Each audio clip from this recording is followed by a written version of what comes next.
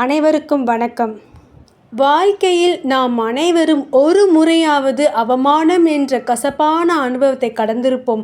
பல நேரங்களில் 4 பேருக்கு முன்னால் நாம் தலைகுனியும் போது இனி அவ்வளவுதான், நம் வாழ்க்கை முடிஞ்சுவிட்டது என்று நாம் நினைப்பதுண்டு. ஆனால் உண்மை என்ன தெரியுமா? அவமானம் என்பது ஒரு முடிவல்ல, அது ஒரு புதிய தொடக்கம். நம்மை ஒருவர் அவமானப்படுத்துகிறார் என்றால் அங்கு 2 விஷயங்கள் நடக்கின்றன.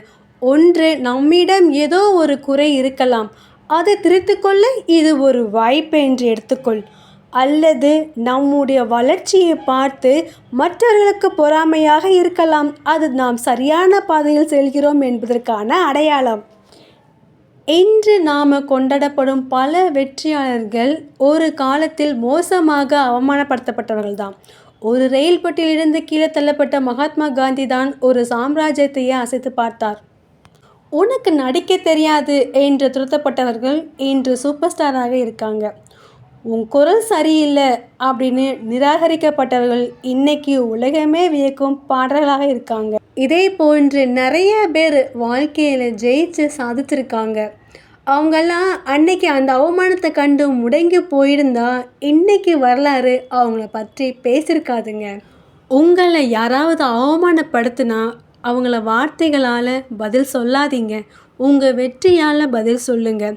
நீங்கள் கீழே விழும்போது சிரிக்கிறவர்கள் சத்தம் நீங்கள் உயர பறக்கும்போது கேட்கவே கூடாதுங்க. அந்த அளவிற்கு உங்கள் உழைப்பு இருக்க வேண்டும். உன்னை அவமானப்படுத்தும் சொற்களை சேகரித்து வை. பின்னாளில் நீ கோட்டை கட்டும் போது அவையே உனக்கு செங்கற்களாக மாறும். மறக்காதீங்க, அவமானம் என்பது நெருப்பு போன்றது.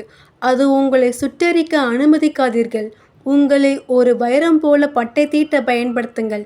இன்னைக்கு உங்களை கண்டு கேலி செய்பவர்கள் நாளைக்கு உங்கள் பின்னால் நின்று கைத்தட்டும் நிலையை உருவாக்குங்கள். அவமானங்களை சுமந்து கொண்டு தெரியாதே, அதை ஏணியாக மாற்றி மேலே ஏறு. நன்றி.